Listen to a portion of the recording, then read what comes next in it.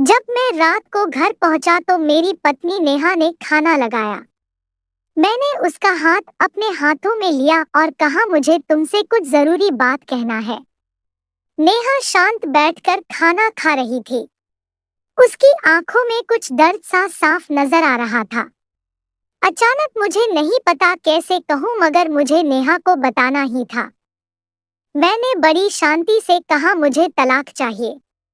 लगा जैसे नेहा को मेरे शब्दों से कुछ फर्क ही नहीं पड़ा, बल्कि उसने मुझसे पूछा, क्यों तलाक चाहिए? मैंने उसके सवाल को अनसुना किया तो उसे गुस्सा आ गया। उसने चम्मच उठाकर फेंक दिया और जोर से चिल्लाई, तुम इंसान नहीं हो। उस रात हमने एक दूसरे से बात नहीं की। नेहा रो रही थी। मुझे पता था कि वो जानना चाहती थी कि आखिर ऐसा क्या हुआ जो हमारा रिश्ता टूटने की कगार पर आ गया। पर मेरे लिए नेहा के सवालों का जवाब दे पाना नामुमकिन था। मैं अब किसी और से प्यार करने लगा हूँ जिसका नाम मीरा है। अब मुझे नेहा से प्यार नहीं रहा। मैंने नेहा को उसके बरसों के प्यार की सजा दी थी। भरे मन से मैंने तलाक के पेपर तैयार किए। उसमें लिखा था कि नेहा पूरा घर, कार और कंपनी की 40% शेयर ले सकती है इस तलाक के बदले में। लेकिन नेहा ने उन पेपर्स को देखा और उनके टुकड़े टुकड़े कर दिए। वो औरत जिसने मेरे साथ जीवन के 10 साल बिताए थे, वो आज मेरे लिए अनजान हो चुकी थी। मेरे लिए नेहा ने अपने जीवन के इन 10 साल बर्बाद किए। मगर मैं क्या करूं?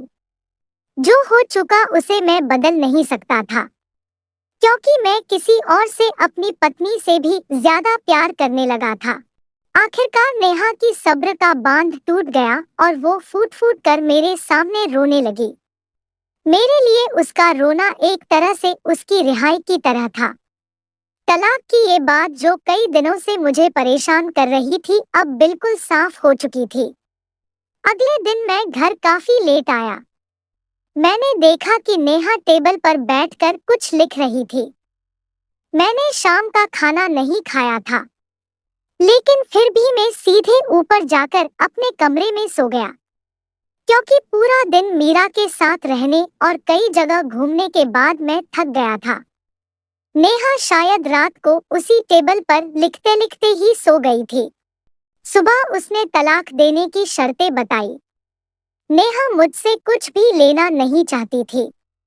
उसको सिर्फ तलाक से पहले 1 महीने का समय चाहिए था। उसने आग्रह किया कि इस 1 महीने में हम दोनों वही पुराना वाला जीवन जिएंगे जितना संभव हो सके, क्योंकि आने वाले महीने में हमारे बेटे की परीक्षा है।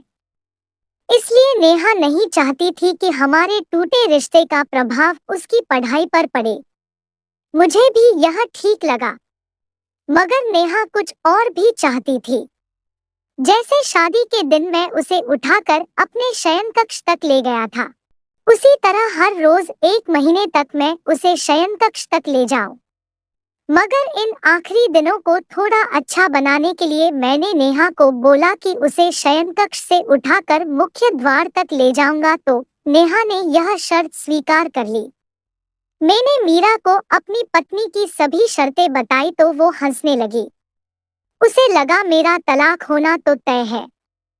मेरी पत्नी और मैं किसी से भी इस दौरान नहीं मिले। लेकिन अगले दिन जब मैं नेहा को पहली बार उठाकर गेट तक लेकर गया तो हम दोनों काफी अजीब महसूस कर रहे थे। पीछे से हमारा बेटा भी खिलखिलाकर खुश हो रहा था। अगले दिन यह काम थोड़ा सामान्य और आसान हो गया। नेहा मेरे सीने से लगी थी और मैं उसकी खुशबू महसूस कर रहा था।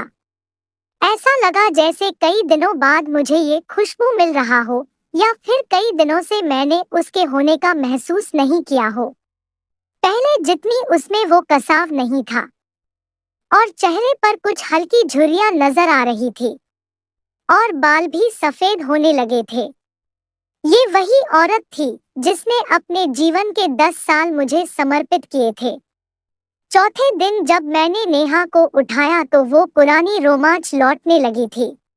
5वें और 6ठे दिन वो पुराना प्यार फिर जागने लगा। मैंने मीरा को इस बारे में अभी कुछ नहीं बताया था। अब मुझे नेहा को उठाना और आसान हो गया। शायद हर रोज यह सब करने का मैं आदी हो गया था। एक दिन नेहा अपनी पसंद की साड़ी निकाल रही थी, लेकिन कुछ खास नहीं ढूंढ पाई। उसने सांस भरते हुए कहा कि उसके सारे कपड़े बड़े होने लगे हैं। तब मुझे पता चला कि नेहा काफी दुबली हो गई है और इसीलिए मैं उसे आसानी से उठा पा रहा था। मेरे दिल को एक झटका सा लगा। नेहा ने अपने दिल में काफी सारा दर्द छुपा रखा था। पता नहीं कैसे छूकर देखा। अचानक हमारा बेटा आया और बोला कि पापा, ये तो मम्मा को उठाकर बाहर ले जाने का समय हो गया है। उसके लिए अपने पापा द्वारा मम्मा को इस तरह उठाकर ले जाते हुए देखना जीवन का अभिन्न हिस्सा बन गया था। नेहा ने हमारे बच्चे को बुलाया और जोर से उसे गले लगा लिया। मैंने अपना चेहरा दूसरी तरफ कर लिया। मुझे लगा कहीं मैं अपना निर्णय न बदल लूं। मैंने अपनी पत्नी को सिटिंग रूम से होते हुए हॉल तक लाया। नेहा ने प्यार से अपने दोनों हाथ मेरी गर्दन के आसपास रख दिए। मैंने उसे जोर से पकड़ रखा था, बिल्कुल हमारे सुहागरात की तरह, मगर उसका इतना कम वजन मुझे परेशान कर रहा था। महीने के आखिरी दिन जब मैंने नेहा को उठाया तो मेरे लिए एक कदम भी चल पाना मुश्किल हो रहा था। हमारा बेटा स्कूल जा चुका था। मैं अपनी कार से ऑफिस गया और कार से कूदकर बाहर आ गया बिना कार को लॉक किए। मुझे डर था कि अब एक पल की भी देरी मेरा इरादा बदल देगी। मैं ऊपर गया। मीरा ने दरवाजा खोला और मैंने उससे कहा, सॉरी मीरा, अब मैं अपनी पत्नी से तलाक नहीं लेना चाहता। मीरा ने मुझे देखा और मेरे सिर पर हाथ फेरकर कहने लगी, तुम्हें बुखार तो नहीं है? मैंने उसका हाथ हटाते हुए कहा, सॉरी मीरा, अब मुझे अपनी पत्नी से तलाक नहीं चाहिए।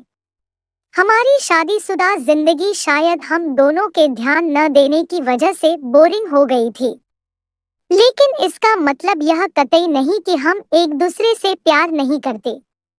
अब मुझे एहसास हुआ है कि जिस दिन से मैं नेहा को शादी करके अपने घर लाया था, उस दिन से जीवन के आखिरी दिन तक मुझे उसका साथ निभाना है।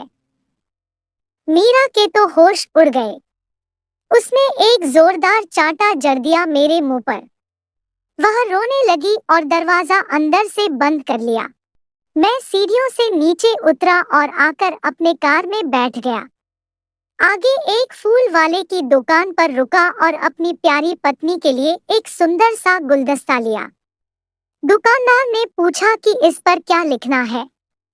मैंने मुस्कुराते हुए कहा कि मैं तुम्हें जीवन के आखिरी दिन तक यूं ही उठाता रहूंगा, मेरी अर्धांगिनी।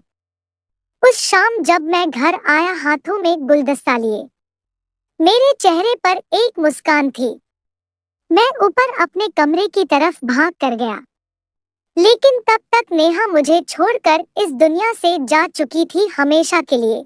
वो कई महीनों से कैंसर से लड़ रही थी, लेकिन मैं मीरा के साथ इतना खोया हुआ था कि कभी नेहा की ओर ध्यान ही नहीं दे पाया।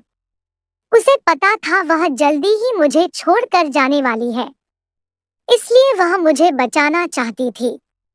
मैं नीच उससे तलाक लेना चाहता था, लेकिन फिर भी नेहा ने मुझे अपने बच्चे की नजरों में एक प्यारा पिता और पति बना दिया था। जीवन की छोटी छोटी बातें रिश्तों में बहुत महत्व रखती है। बड़ा घर, बड़ी कार और बैंक बैलेंस, ये सब खुशियों का हिस्सा जरूर बन सकते हैं, मगर अपनों के बिना इनकी कोई कीमत नहीं। आपको हमारी कहानियाँ कैसी लगती हैं दोस्तों, कमेंट बॉक्स में जरूर बताएं। अगर थोड़ी सी भी पसंद आती है तो प्लीज लाइक, और चैनल में नए हैं तो चैनल को सब्सक्राइब भी कर दीजिएगा। धन्यवाद।